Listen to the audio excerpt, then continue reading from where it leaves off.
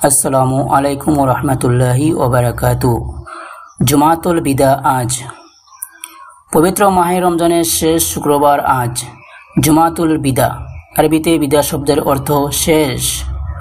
জুমাতুল বিদা মানে শেষ শুক্রবার বা শেষ জুমা। রমজানের প্রতিটি দিনক্ষণই গুরুত্বপূর্ণ। এর মধ্যে রয়ে নিশ্চয়ই শুক্রবার মুসলিম জাতির কাছে আরও বেশি গুরুত্বপূর্ণ ও তাৎপর্যময়। অন্যান্য সাধারণ দিবসের মতো এ দিবস নয়।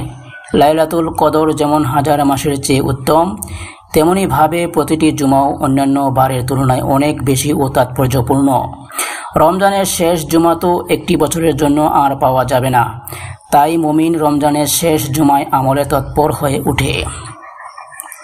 পবিত্র কোরআনে শুক্রবারের নামাজের গুরুত্ব সম্পর্কে বিশেষভাবে নির্দেশ দিয়ে সব মুসলমানকে এদিন একত্র হয়ে জুমার নামাজ আদায়ের তাগিদ প্রদান করে ঘোষণা করা হয়েছে। হে মুমিনরা, জুমার দিনে যখন নামাজের জন্য আহ্বান করা হয়, তখন তোমরা আল্লাহর শরণে ধাবিত হও এবং ক্রয় বিক্রয় ত্যাগ করো। এটাই তোমাদের জন্য শ্রেয় যদি তোমরা উপলব্ধি করো।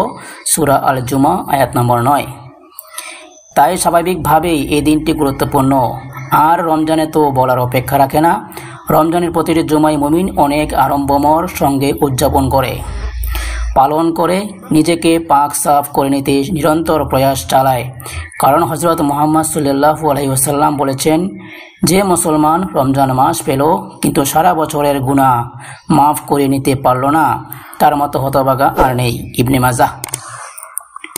বান্দার আকুতি থাকে অন্তত রমজানের শেষ ফজিলতপূর্ণ জুমায় নিজেকে পবিত্র করে নিতে। দয়া, ক্ষমা ও মুক্তি লাভের আশায় জুমার দিনে আরও বেশি ইবাদতে মগ্ন হয়ে মুমিন। তাই রমজানের শেষ জুমা মুসলিম বিশ্বে অনেক তাৎপর্য নিয়ে আসে। মানুষকে ইবাদত উপাসনালয় আরও অনুপ্রাণিত করে। বান্দা নিজেকে ভিন্ন এক প্রস্তুতি কল্পে আল্লাহর দরবারে পেশ করে। মসজিদ মুমিনের কলরবে টইটম্বুর হয়ে যায়।